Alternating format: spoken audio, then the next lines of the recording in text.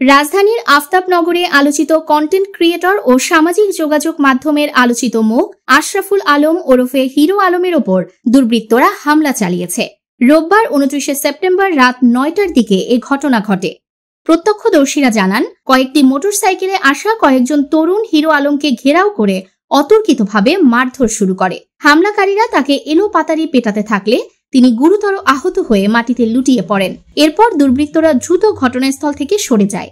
স্থানীয়রা তাকে উদ্ধার করে প্রথমে কাছাকাছি একটি হাসপাতালে নিয়ে যান। পরে অবস্থার অবনতি হলে মুগদা মেডিকেল কলেজ হাসপাতালে ভর্তি করা হয়। হিরো আলমের স্ত্রী রিয়া মনি হামলার বিষয়টি নিশ্চিত করে জানান, হামলার সময় হিরো আলম অজ্ঞান হয়ে পড়েন। তিনি বলেন, ডাক্তাররা আমাদের জানিয়েছেন দ্রুত হাসপাতাল পরিবর্তন করতে হবে। এখন হিরো আলমের অবস্থা খুবই আশঙ্কাজনক। যে কোনো সময় আরো খারাপ কিছু হয়ে যেতে পারে। সেজন্য আমরা তাকে রাজধানীর একটি বেসরকারি হাসপাতালে নিয়ে এসেছি। সবাই দোয়া করবেন যেন হিরো আলম দ্রুত সুস্থ হয়ে ওঠেন।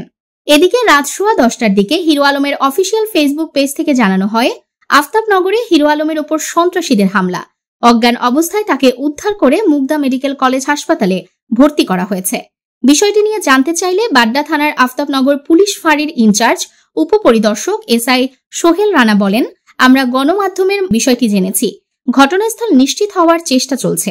এখনো সঠিক স্পট সম্পর্কে তথ্য পাইনি। সামাজিক যোগাযোগ মাধ্যমে ছড়িয়ে পড়া ছবিতে দেখা গেছে হাসপাতালের বেডে শুয়ে আছেন হিরো আলম। তার মুখমণ্ডল ও শরীরের বিভিন্ন স্থানে আঘাতের চিহ্ন স্পষ্টভাবে ফুটে উঠেছে। তার পরনে টি শার্ট ছেঁড়া অবস্থায় রয়েছে।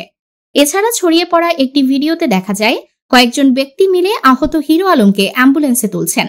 তার মাথা, হাত সহ শরীরের বিভিন্ন স্থানে ব্যান্ডেজ বাঁধা রয়েছে। নিউজ ডেস্ক, দৈনিক অন্যধারা।